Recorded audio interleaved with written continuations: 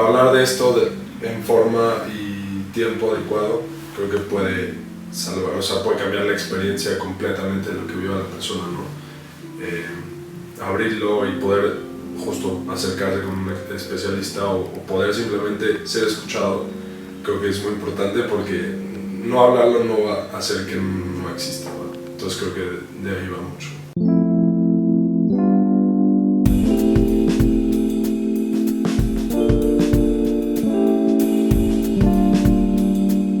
Hola a todos, bienvenidos a otro capítulo de Hablemos de. Y hoy traemos el tema del suicidio, sobre todo vamos a hablar de mitos y realidades. Yo soy Michelle y estoy aquí con Marcos y con Jaime y también con María Paredes. Gracias. Bienvenidos. Oigan, pues muchas gracias por venir a este espacio, y para empezar la plática me gustaría que, pues desde su perspectiva profesional y también personal, ¿por qué no?, nos comentaron un poquito el por qué ustedes creen que es importante hablar del suicidio. ¿Quién quiere primero? Yo puedo empezar. Creo que hablar del suicidio es muy importante por el tabú que es, ¿no? Creo que se le ponen como muchas cosas alrededor, como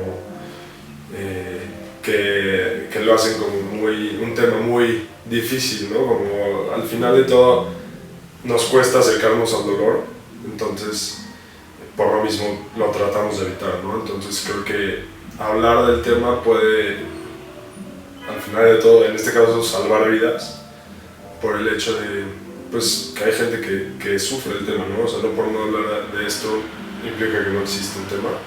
Entonces creo que abrir el diálogo, abrir el espacio a que la gente que puede estar sufriendo como ideación suicida o suicida, etcétera, pueda, pues justo, expresar lo que está sintiendo, lo que está sufriendo y por lo tanto conseguir ayuda, herramientas, acercarse a algún profesional o simplemente que la gente sepa lo que está viviendo, ¿no? Entonces creo que por ahí podría empezar y creo que de ahí va la importancia que yo le veo. Sí, definitivamente. Creo que tocas la base, ¿no? Esa parte que estigmatiza, porque le van dando un toque entre las familias donde hubo un suicidio, buscan taparlo, buscan decir es que lo mataron, pero no dicen la palabra suicidio. Esa tiene un peso importante, ¿no? Es como la palabra que sustituimos para cuando hay un severo daño. Utilizamos infinidad de cosas, pero no decimos trauma, ¿no? La palabra trauma es fuerte, pero la palabra suicidio es otra de las fuertes. Y creo que es por ese estigma que se le da, pero también por la parte en donde nuestra misma psicología social nos hace vernos con ciertos íconos, con ciertos arquetipos que nos han brindado información acerca de por qué lado se va a presentar el suicidio, ¿no?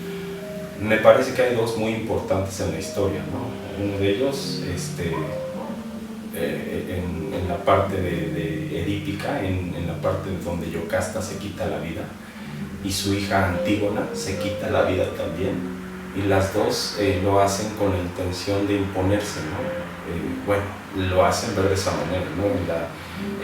Cuando se hace la representación de Edipo Rey y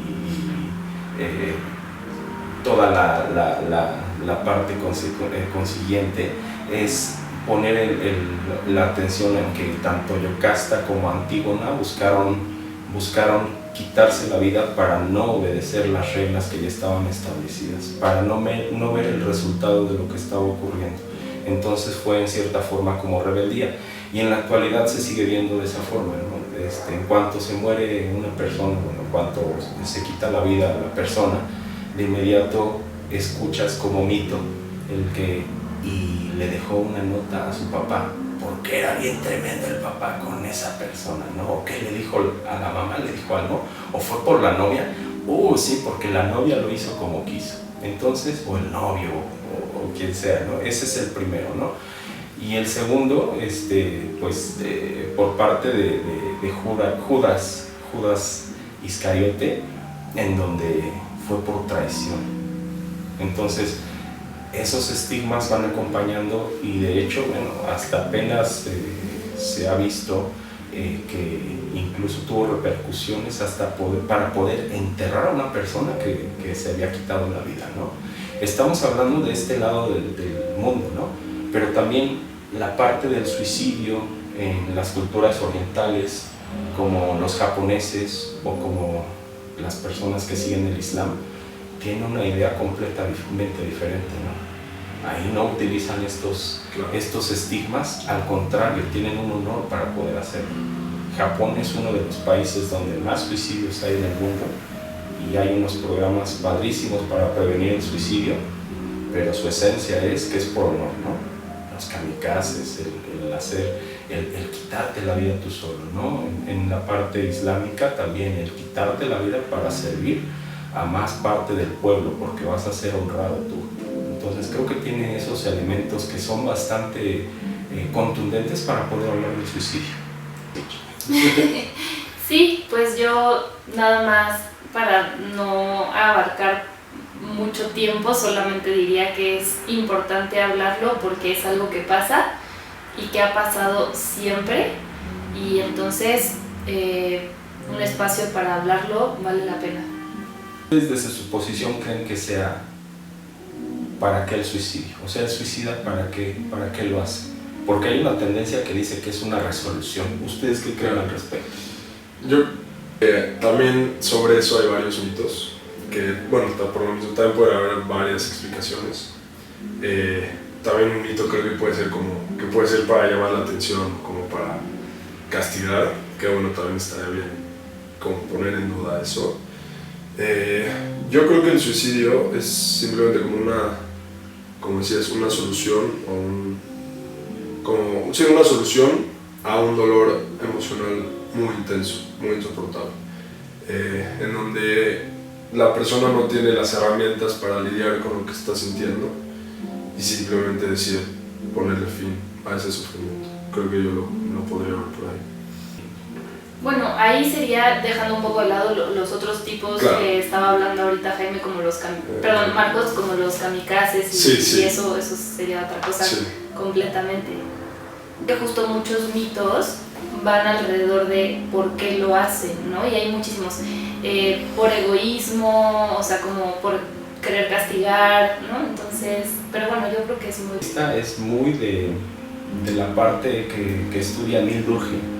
Dice que hay estilos por los cuales la gente se quita la vida, y uno de ellos es por egoísmo, y es porque él delimita en dos espacios, ¿no? Cuando hay exceso y cuando hay escasez, y esos dos también, en medio de la escasez o el exceso, todo tiene que ver con cómo es el desarrollo dentro de la sociedad. Entonces, no es tanto por egoísmo, y tocas algo que me resuena bastante, porque en algún momento una paciente me decía, es que quiero que se acabe este dolor, por eso quiero dormirme, pero noté, y bueno, hay estudios que lo aseveran, que las personas que quieren cometer suicidio o que están con esta conducta normalmente utilizan estos términos sin llegar a la palabra clave, ¿no? De quitarse la vida, morirse, porque estamos hablando de algo muy severo. Y ahí es donde creo que nosotros podemos dar una buena intervención, porque sabemos que para quitar el dolor hay mucho más alternativas, y tal vez las personas solo están viendo esa alternativa porque es un dolor muy fuerte. Y de ahí creo que se deriva algo, no sé si te parezca bien, María, pero algunos de las causas por las que la gente comúnmente se quita la vida, porque hay cuestiones orgánicas. Eso que ¿sí? El cerebro anda con algún desajuste, y por eso las personas se quitan la vida, ¿no? Perdón que te interrumpa, con desajuste te refieres como a los desajustes químicos que podrían llevar a una depresión, a una ansiedad, a un trastorno de la personalidad. Definitivamente, sí, que son incluso tan delimitados como tal, ¿no? Que van a ser causales o son consecuencias propias, ¿no? Pero pues también cuando llega una noticia súbita, ¿no? Como cuando las personas reciben la noticia de un cáncer, o que reciben la noticia de la pérdida de un familiar muy querido, un hijo, ¿no? que es algo fuerte, ¿no? Una persona muy querida, un animalito muy querido. Hay personas que se han quitado la vida porque su mascota falleció. Entonces, ese es otro atenuante, ¿no? Cuando llega una noticia así, no nada más cuando hay estados depresivos o cuando hay algún estado completamente alejado de algún equilibrio de la bioquímica cerebral. Que tocas es muy interesante porque creo que a veces en la sociedad pensamos, ¿no? Como, creo que hay dos panoramas. Claro, se veía venir, híjole, en ningún momento hubo señales de esto, ¿no? O sea, en ese sentido, ustedes, ¿qué nos podrían platicar respecto a... o sea, es una decisión súbita, de repente sí hay como cosas planeadas, más o menos, digo, entiendo que cada caso puede ser muy distinto, ¿no? Pero Jaime ahorita usa un término de ideación suicida. ¿Nos puedes explicar un poquito a qué se refiere eso? Porque creo que va por ahí. Ideación suicida, pues más o menos como suena el término, es como los pensamientos que hay en torno al suicidio, como puede ser planear el suicidio o como deseos de ya no tener, de quitarse la vida. No sé si quieren agregar algo, pero eso ya es muy diferente a intento suicida, ¿no? O sea, una cosa es pensarlo y otra cosa es intentarlo, ¿no? Ya lo intenta, ya lo estuvo pensando, a lo mejor no necesariamente planeando, pero pensando ya un tiempo. Definitivo que hubo parte de una ideación, estuvieron pensando, estuvieron articulando de manera interna toda esa movilidad energética para llevarla a cabo a las acciones, ¿no? Ya cuando son acciones, bueno, hay las que tienen éxito o no, y no me gusta la palabra éxito porque le da todo un tono biopositivo, ¿no? Pero pues cuando lo logran, ¿no? Sí, me gusta más. Cuando lo logran o no, que se oye fuerte, pero sí, y desgraciadamente, el no lograrlo, después tiene consecuencias más graves también, ¿no? Entonces, creo que por ahí es algo interesante. Por ejemplo, de lo que decías, Mitch, ¿no? O sea, lo hacen por llamar la atención. En su opinión o su experiencia profesional, ¿hay alguien que lo intenta para no lograrlo? Podríamos, bueno, no sé, o sea, yo no tengo tanta experiencia en el tema con pacientes, no sé ustedes, pero creo que podríamos, justo lo que comentaba yo en el chat, diferenciar entre autolesiones intentos de suicidio, ¿no? Creo que es un tema mucho más amplio, pero justo puede haber como la autolesión como una herramienta para quitarse el dolor, ¿no? Como un dolor emocional intenso, como una anestesia. Entonces... Con autolesión te refieres como a la gente que se corta... Sí, puede ser quemaduras, cortarse, etc. Entonces creo que podría ser yo esa división, pero no sé ustedes cómo lo vean. Donde hay que poner la atención es en la intención que hay detrás de cada autolesión, porque también las autolesiones no siempre tienen un objetivo suicida y... pero sí la sirve. Sí, exacto. Claro. Pero no siempre el objetivo es morir. Y también he escuchado, por ejemplo, alguna vez una persona me estaba contando cómo ella estaba tomando un tratamiento psiquiátrico para la ansiedad y un día que se sentía muy mal, en crisis, ella no tenía el objetivo como de morir, o sea, no es que quisiera suicidarse, pero empezó tomándose una pastilla, sintió que no le hizo efecto, se tomó otra, decía, ¿por qué no me estoy durmiendo? Me voy a tomar otra y otra y otra y otra, y al final se convirtió en un intento suicida cuando no lo había ella como pensado previamente. Entonces creo que donde hay que poner el foco es en qué hay detrás de las acciones, no tanto en las acciones. Muy implícito, Mitch, el mensaje que estamos dando a los demás, ¿no? Hay mensajes que no es necesario que textes con alguien, hay mensajes que le otorgamos a las personas y lo platicábamos justo antes de empezar. Por ejemplo, las adicciones. ¿Qué mensaje estás dando? El mensaje, porque bueno, poco a poco estás restando calidad de vida o estás restando vida, pero ¿cuál es el mensaje que te da una persona que tiene una adicción? De mucho dolor, un mensaje de estoy sufriendo, necesito ayuda. Pero lo mismo una persona que está en estado depresivo, porque se normaliza mucho el dejar pasar el échale ganas. Tu tío le cortaron una pierna y no está llorando, ¿no? Sí. Eso, lo que tú me estás diciendo, eso no es sufrimiento. Te voy a contar mi vida para que sepas lo que es sufrimiento, y descalificas la acción de la persona y el mensaje lo entorpeces. El mensaje de la persona tal vez no tiene tanto el valor, así como no tiene el valor de quitarse la vida, tal vez no tiene el valor o las habilidades lingüísticas para poderlo expresar. No, y además es como poner una calificación al dolor, ¿no? Exacto. O una validez, un valor al dolor del mío es más importante o más grande exacto. que el tuyo. Y pues, Como si hubiera un estándar. Exacto, Sí, es como ahora con lo de las vacunas del COVID. Yo así se los explico a mis pacientes, les digo, más. No, es que, o sea, nos pusieron la misma vacuna en teoría. Sí. O ibas en familia que te pusieron la misma vacuna, los que se vacunaron, y de pronto uno decía, oh, me pusieron el suero de el Capitán América, ¿no? Y otros hasta se desmayaban, y otros los llevaron al hospital porque tenían taquicardias durante días, y otros se sentían mal, les dio el telé, lo que sea. Eso es el dolor. El dolor no es igual en mi asiento que en el tuyo. Y ahí es donde están las desregulaciones también, porque podemos hablar de estas conductas gracias a que no está bien madurado el cuerpo calloso cerebral, que es el que nos permite articular entre elementos básicos de las emociones, porque ahí está bastante claro algo, ¿no? La amígdala, el hipotálamo, por dónde corren y cómo nos comportamos, ¿no? Tenemos una tendencia histórica y tenemos una tendencia reactiva gracias a la amígdala y al hipotálamo. Y ¡pum! ¿Quién nos pone en orden? El córtex prefrontal. Y cuando tuvimos alguna herida severa en nuestro crecimiento, alguna pérdida, violación, algo severo, grave, cómo es que nos comportamos, ¿no? Entre los 7 y los 14 años es cuando se da este desarrollo. ¿Por qué no ponemos atención a esa parte? Porque gracias a eso existe esa parte donde está inmaduro este cuerpo calloso, y es el que no nos va a permitir poner orden a las cosas. Y ahí es donde nosotros como psicoterapeutas entramos en acción para el gimnasio emocional, ¿no? Nosotros le ponemos el gym a las emociones para que empiecen a expresarse, para que las conozcan, para que tengan mejor control.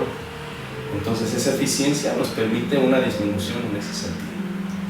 Ahora que platicaban como de todas estas cosas que no se hablan, ¿no? Que no se tratan, ¿qué tan cierto o no cierto es el tema de no hay que hablar de eso porque se le va a ocurrir, o porque lo va a pensar más, o porque, ¿no? O sea, si es cierto eso, no es cierto?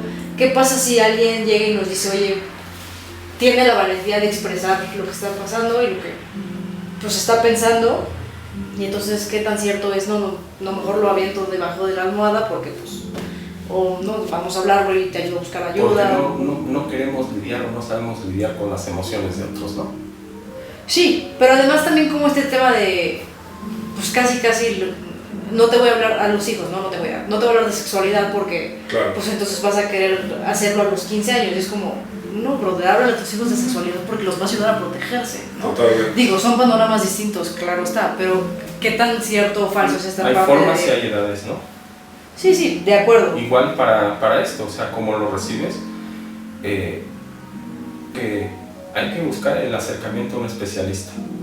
Tuve una experiencia en donde yo estaba de director de una escuela de educación básica y uno de los alumnos de sexto año dejó de ir. Entonces me comuniqué con la mamá y me contestó en ese preciso momento y me dijo, maestro, es que mi niño está a punto de entrar al quirófano porque puede perder sus 2 testículos y su pene. Y dije, ¿por qué?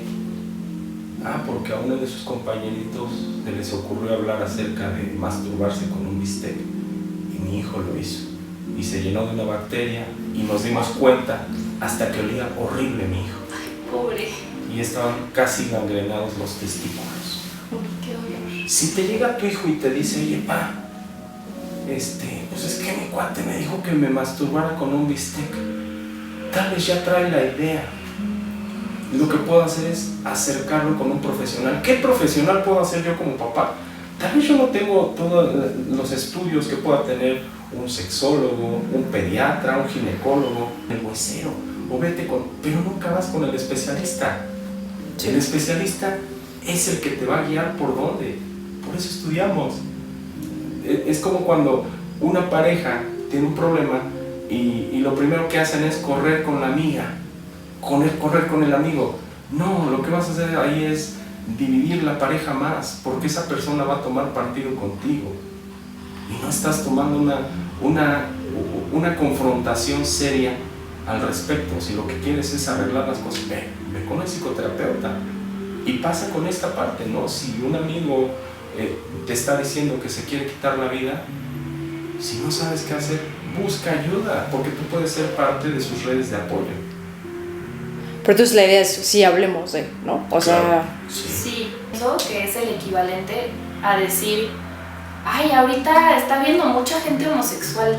No, pues es la misma de siempre, ¿no? O sea, no dar ideas, no se pueden dar ideas así, no es algo que es... Sí, es como cuando un niño dice, quiero ser Buzz Lightyear. Está bien, mijo, quiero ser Spider-Man, quiero ser el Rayo McQueen. Ok, pues no eres un coche. Sí. Pero bueno, hay que ir dando el entorno al niño también, o a la persona, o irle dando el enfoque. Sí, con lo que decías, las cosas existen, ¿no? O sea, no porque no se hable de ellas van a dejar de existir. Entonces, justo un poco como lo decía, todo en forma y tiempo adecuado, creo que puede salvar, o sea, puede cambiar la experiencia completamente de lo que vive la persona, ¿no? Abrirlo y poder justo acercarse con un especialista o poder simplemente ser escuchado, creo que es muy importante, porque no hablarlo no va a hacer que no exista, ¿no? Entonces creo que de ahí va mucho. Las personas que se animan a hablarlo, ¿no? Totalmente. O sea, tal vez nosotros como especialistas alcanzamos a escuchar conversación acerca de, a ver, ¿cómo que quieres reducir la vida? A ver, explícame esa parte. Claro. Pero la familia no está atenta a esos mensajes que están dando, ¿no? Que llega contigo, ¿no? Con un profesional, imagínate la cantidad de gente que no lo hace. Que Sí, no porque es un privilegio. Nosotros es un privilegio. Totalmente. Y ya el estigma lo estamos rompiendo afortunadamente. Sí. Pero es como el gimnasio, no todos pueden pagar un gimnasio. Y el que no puede pagarlo, ¿a dónde va? Igual, si no puedes pagar a un psicoterapeuta, ¿a dónde vas? Entonces, bueno, creo que por ahí podemos verlo. Y el estigma está, no sé cómo lo vean, pero está muy relacionado con el arquetipo. Porque, oye, no, ¿cómo crees que te vas a quitar la vida? Y de inmediato, pues, aunque no te lo digan, pues tú no eres un soplón, o tú no eres un cobarde, o tú no eres un vendido, o tú no... La idea que se tiene acerca de ello, ¿no? ¿Con arquetipo te refieres a estereotipo? Parecido. Pero justo hablando de eso te iba a preguntar, María, por ejemplo, tú que no eres terapeuta y que nos estás escuchando, ¿a ti sientes que deberíamos hablar de un poquito de Yocasta? ¿O quedó más o menos claro la historia de Yocasta, por ejemplo? Podrían dar un poco de contexto de quién es Yocasta, ¿no? No todos... Era la madre de Edipo, ¿no? Y pues les llega el oráculo y les dice a los reyes que su hijo va a matar al padre y va a tener hijos con la madre. Entonces, para evitar eso, Yocasta entrega al niño para que se lo coman por ahí los animales del bosque, ¿no? Y entonces cuelgan al niño de patitas y para que se muera, pero el mismo cuate que lo lleva dice, ¿cómo voy a dejar al bebé ahí? Y prefiere entregárselo a otra persona, y esta otra persona dice, pues los reyes de mi comunidad no tienen niños, ¿no? Entonces lo llevan por un buen camino, lo educan y crece sin saber que era el hijo de otras personas, que era un hijo adoptado. Entonces, al llegar nuevamente un oráculo con estos reyes, les llega que hay una persona que es un traidor y que va a matar a su padre y que va a violar a su madre para tener hijos. Entonces Edipo, al darse cuenta de eso, dice, no, yo no le voy a hacer esto a mis padres, y se va. Al mismo tiempo, su padre real, biológico, empieza a hacer alguna encomienda en el reino, porque estaba la esfinge ahí presente en la entrada de ese pueblo. y quería ver de qué forma podía eliminar a la esfinge, pero traía una ropa común y corriente. Entonces en el paso se encuentra con Edipo y se arman de palabras, y Edipo para pronto le quita la vida a su padre sin saber que es su padre y a todos sus emisarios. Primera profecía cumplida, ¿no?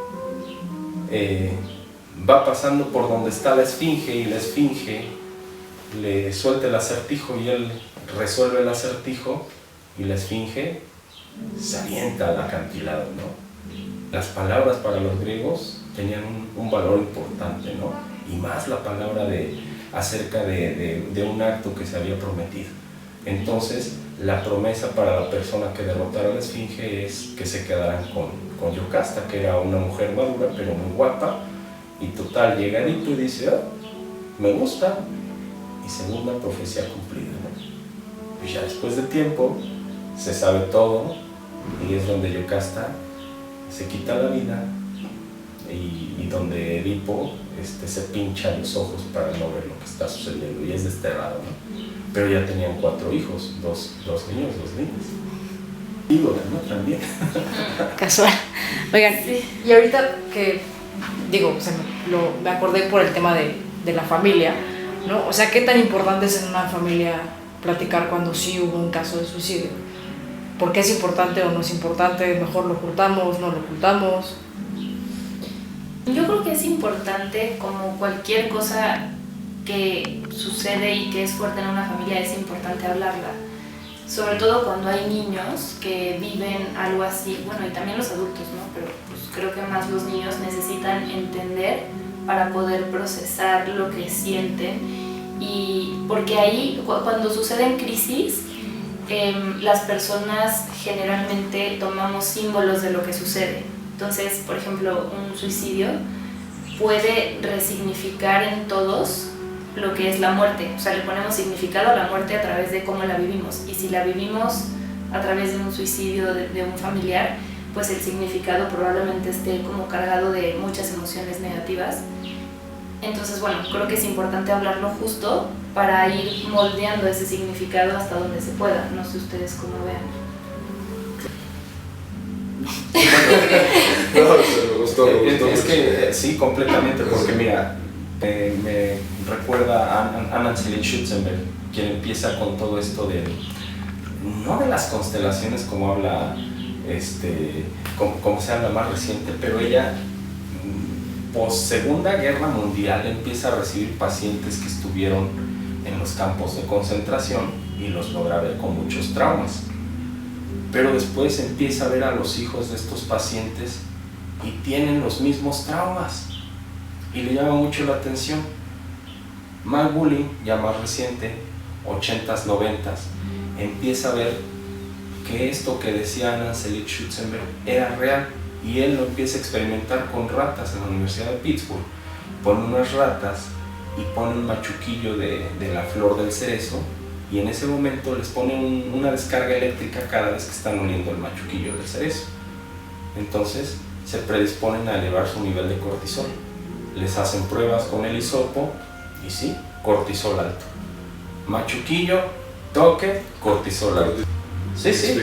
Bueno, el cortisol es un neurotransmisor que se presenta y cuando tiene una larga duración es degenerativo para el cerebro y nos puede provocar una degeneración cerebral. En situaciones de estrés. En situaciones de estrés, definitivamente, ¿no? Está presente en muchas emociones. Incluso lo tenemos de una manera muy breve, diario que amanecemos, es el que nos recuerda que estamos vivos, pero ahí, como tiene tan poca duración, es benéfico. Porque no podemos hablar que el cortisol es malo, lo malo es que lo hagamos largo, ¿no? O que nos hagamos adictos a estar viviendo con el cortisol. Entonces, bueno, machuquillo, toque, cortisol. Las descargas eléctricas, machuquillo, cortisol, ya, las habían condicionado. Las dejan que se reproduzcan y la siguiente generación, machuquillo, sin que supieran. Machuquillo, prueba con hisopo, cortisol elevado. Siguiente generación, 3 generaciones, 4, 5, 9 generaciones, duraba el mismo efecto del cortisol gracias a la presencia del machuquillo de la flor o de la planta de cerezo. O sea, Entonces, es las como, emociones como se heredan. trauma generacional. Exactamente. Las emociones se van heredando. Entonces, empieza a hablar acerca del... Es que no es el origen del familiograma, pero cómo se parece.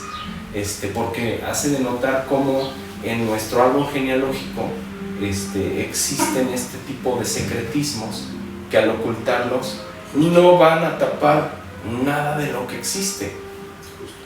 Siguiendo esa premisa, perdón, Jaime, ¿se hereda? ¿Es algo que se hereda?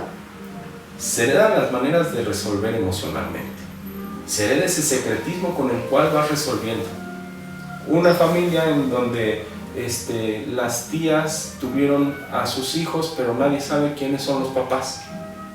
Y de pronto la segunda o tercera generación, al ver todo esto, va a buscar asimilar esta parte por lealtad. Pero el suicidio se puede heredar. También sí sería como un trauma, ¿no? O sea, como una situación de la que no, en el caso que no se habla, una situación como un tabú familiar, ¿no? Que precisamente, como explica Marcos, que probablemente sí se podría como heredar ciertas maneras de resolver, ¿no? Tal creo que no se hereda, ¿no? Así la conducta para suicidio o la conducta del suicida no se hereda. Lo que se hereda es la manera de resolver emocionalmente. El patrón emocional es lo que se hereda y ahí puede estar, por ejemplo, está muy apuntado que las personas que están deprimidas quieren terminar con su vida. Es uno de los causales del suicidio, ¿no? El que haya mucha depresión. No nada más es conmigo, tal vez fue con mi mamá, con mi abuela, con la tía abuela, con la tatarabuela y desde ahí empezó. Reconciliarte con eso, ¿no? Con esa Sí. parte y Sí, justo hablarlo, abrirlo y reconciliarte con esa parte, con ese ancestro, ¿no? Es que fíjate que ahorita ya está esta diátesis científica, en el 2023 la plantean, donde de verdad existe toda esta parte emocional implícita. Entonces, ¿qué pasa si yo me doy cuenta de que a mi tatarabuelo le cortaron su pierna por diabetes? Mi bisabuelo le cortaron una mano por diabetes. A mi abuelo tuvo glaucoma. Y mi papá es obeso como una bola. ¿Qué quiero aprender de eso? Pues, tal vez quiero aprender que quiero cortar esa cadena generacional enferma, en donde quiero que se acabe la diabetes en mi familia y busco educarme, porque en toda mi generación pasada tal vez no hubo una formación en ese sentido, no hubo información necesaria. Lo mismo con la parte del suicidio. Al estarlo ocultando, no le estás dando información a la manera de expresar las cosas, porque el suicidio es la consecuencia de algo. Pero no le estás dando información basta a las personas para decir, es que el abuelito sufría mucho, es que tu papá sufría mucho y tú aprendiste eso. Tú aprendiste que la resolución es sufriendo, pero así calladito, ¿no?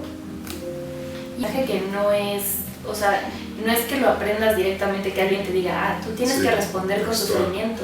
O sea, es algo que casi tiene las dos partes. Uno, que sí lo ves en tus papás o en las personas que te cuidan, pero hay otra parte inconsciente que solamente la actúas y ya. Sí. Ya que está ahí. Exacto. Y el tapar esos secretos, ¿qué te indica, no? En la historia se tiene una frase muy linda, que un pueblo que desconoce su historia está condenado a repetirla. Pues yo creo que en la psicoterapia igual. Una persona que desconoce su historia está condenada a repetirla. ¿Y qué opinan, por ejemplo, ahora de...? Porque, por ejemplo, digo, ya tienen algunos años, ¿no? Pero cuando salió esta serie de 13 Reasons Why, ¿no? Que narraba un poco, no sé si están familiarizados con ella, pero a grandes rasgos narraba un poco cómo la chavita había planeado su suicidio y dejaba cassettes y en cada cassette le dejaba un mensaje a una persona diferente y así. Como que se hizo mucho ruido a través de, pues es que estás tocando este tema y entonces ahora ya se desencadenó el efecto dominó que le llaman, ¿no? Eso es cierto, no es cierto, vale la pena como crear estas historias de multimedia que al final son las historias que más alcanzan al público para poder hablar de eso y concientizar, o si es algo que mejor no hacemos porque se puede...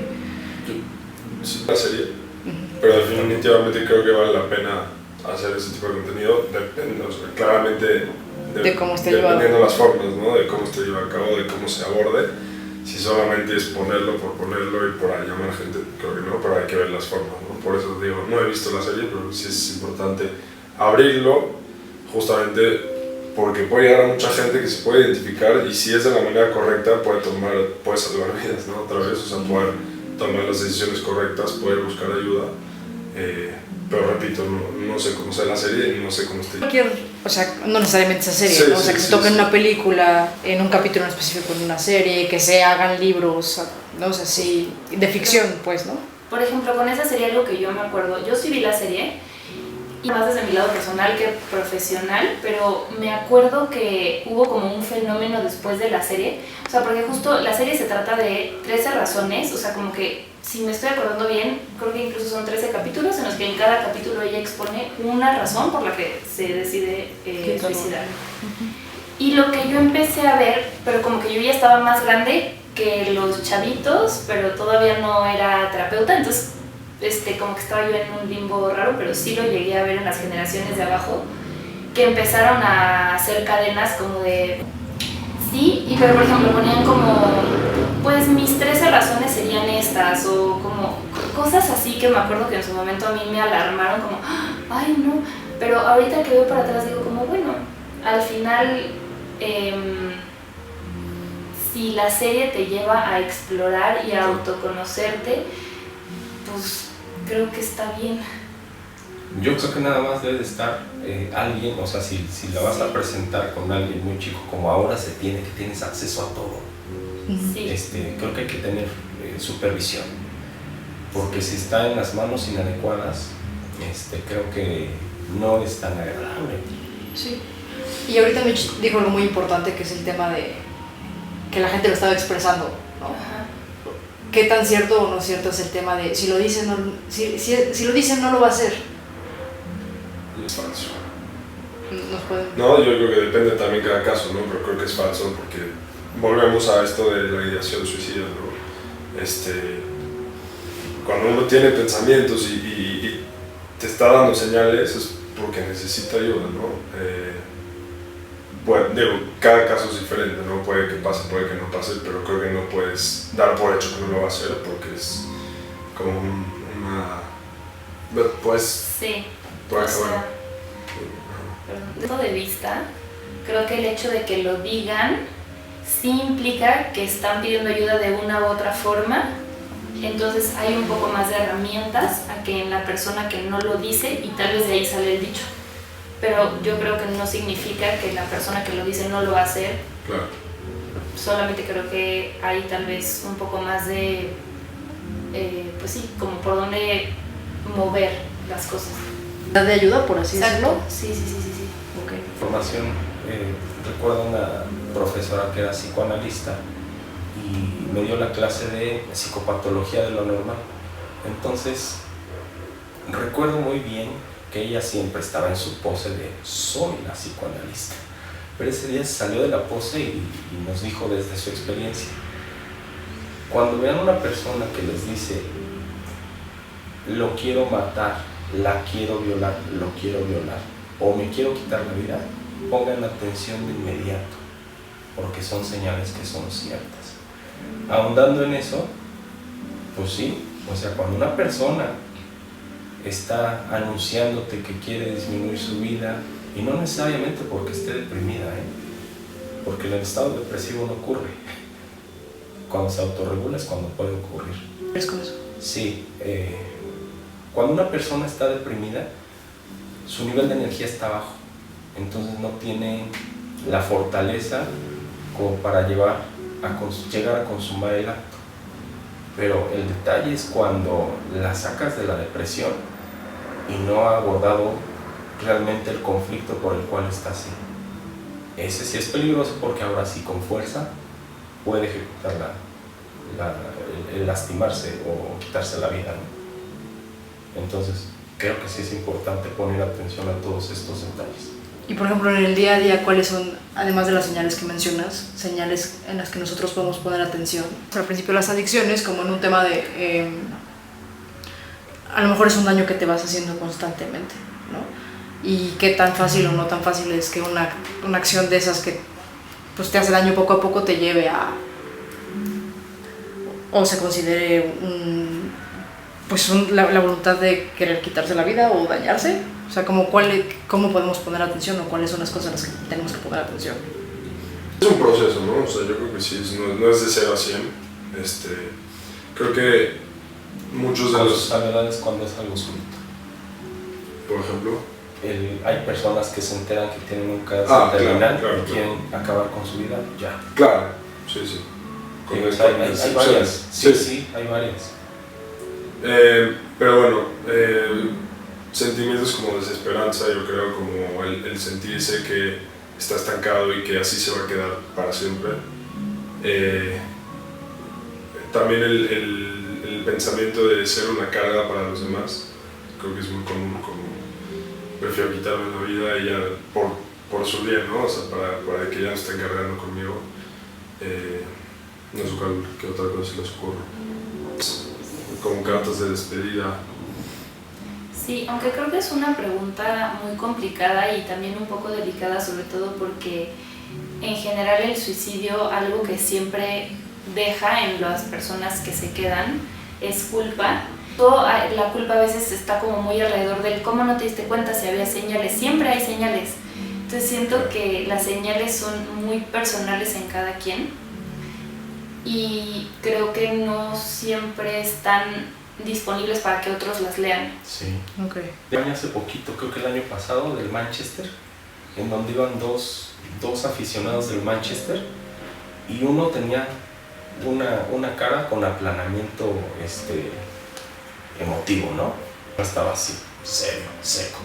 Y el otro con bufanda y con trompetas, todo. Y al final se ve como el que falta es el que estaba muy efusivo. Porque a veces ahí es donde entra la normalidad, María. Cuando tenemos miedo de algo, utilizamos disfraces y dos de ellos son muy, muy particulares. El primer disfraz que usamos cuando tenemos miedo es el de la alegría. Me voy a disfrazar del eufórico para que nadie se dé cuenta de que tengo miedo. O el otro disfraz, el del aplanamiento, ¿no? Se ha utilizado mucho el término del alexitímico.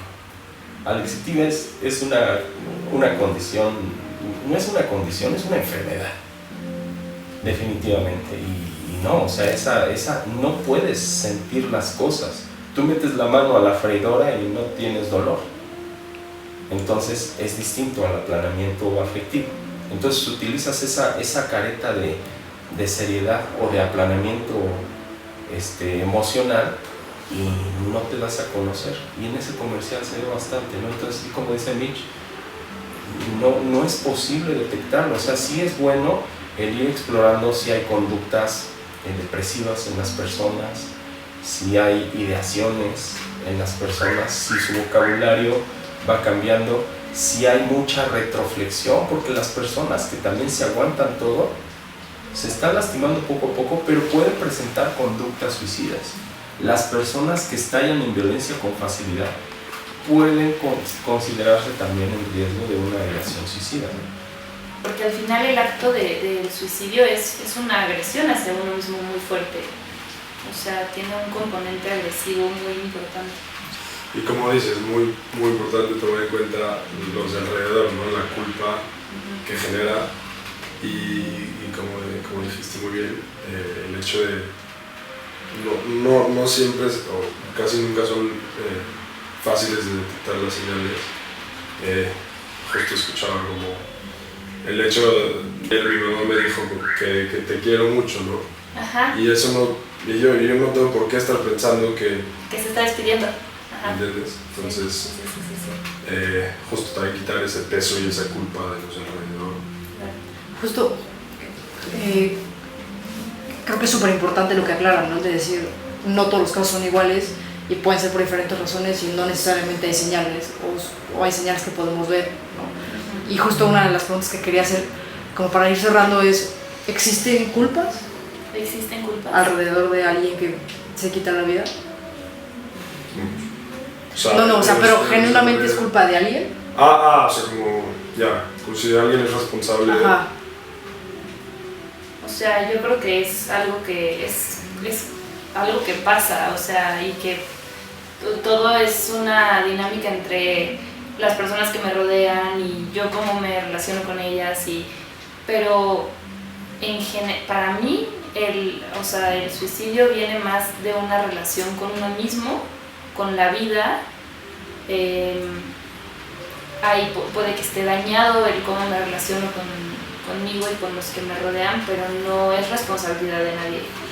Yo creo que justo culpa no, o sea, creo que usar esa palabra justo como que puede afectar mucho, pero creo que sí, es un tema muy complejo, ¿no? Que influye en un millón de cosas de la historia de aprendizaje, de la vida, de la manera de resolver, pero creo que también hay que dejar claro que, pues que sí hay que tomar acción, ¿no? Hablando de esto, buscando ayuda, tampoco dar por hecho que si va a pasar va a pasar, sino al revés, bueno, creo que es muy importante, no echar culpas ni nada, pero saber que sí hay maneras de evitarlo, ¿no?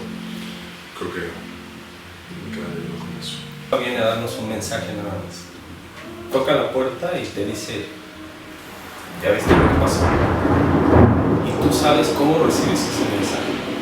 Si lo tomas con responsabilidad o no. O lo puedes estar cargando. Pues, imagínate que llega la culpa y toca a tu casa. Oye, es que diario te pasas los santos. Y está mal. Y tú le dices, ¿tienes sed? ¿Estás cansado de estar diciendo ese mensaje? ¿Por qué no te pasas? Siéntate. Mira, tengo una habitación que me sobra. ¿Por qué no te quedas a vivir aquí? Y le sirves sopita. Y la cargas a todos lados la culpa. Y eso sí lastima. Y por culpa puede suceder el suicidio también. Por estar no poniendo atención a que quieres hacerte responsable de algo, pero no sabes cómo hacerlo. A que quieres lidiar con algo, pero no sabes cómo hacerlo y prefieres cargar con la culpa que hacerte responsable de las acciones que tomaste o que estás sufriendo o que sufriste. Entonces sí tiene que ver un poquito, ¿no? Y la mejor, desde su punto de vista, la mejor forma como de prevenir o accionar, como decía Jaime, ¿cuál sería? Bueno, un poco también para cerrar al final todo, Sí.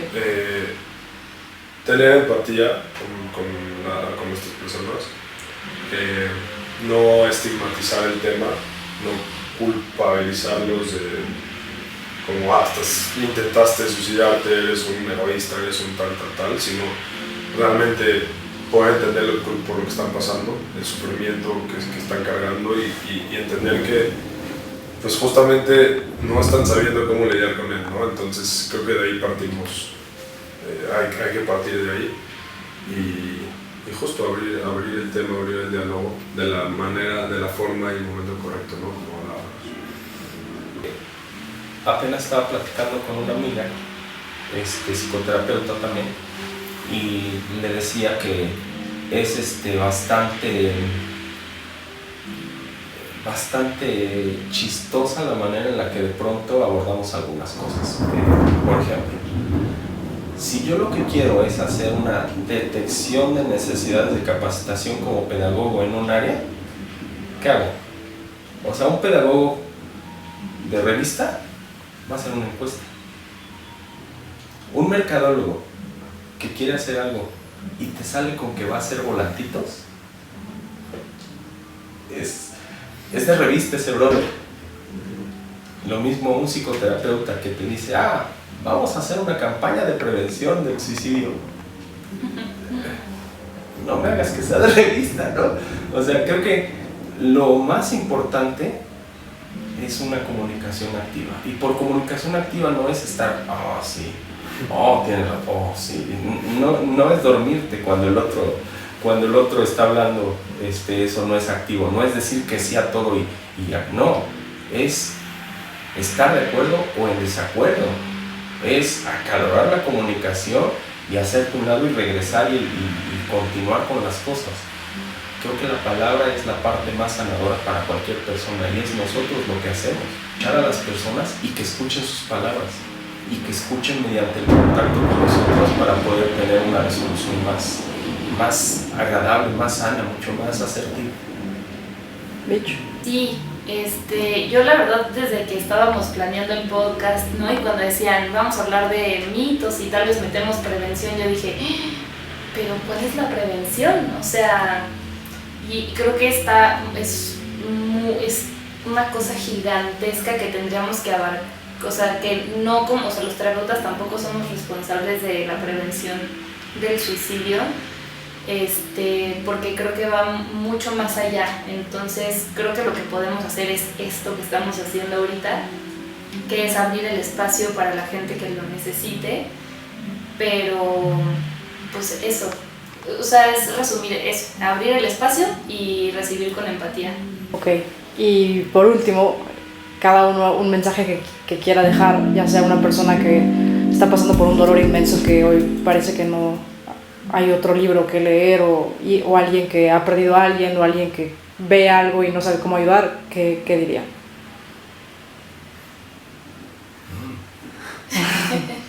Pues suena comercial, pero sí lo es. Acércate a un profesional. Ve a terapia. Estamos para escucharte. Yo no te voy a dar nada. Es falso eso de que, sí, lo que tú quieras. No, no es cierto. Pero sí, yo voy a estar para escuchar a esa persona en ese momento. Lo mismo, ¿no? Buscar ayuda,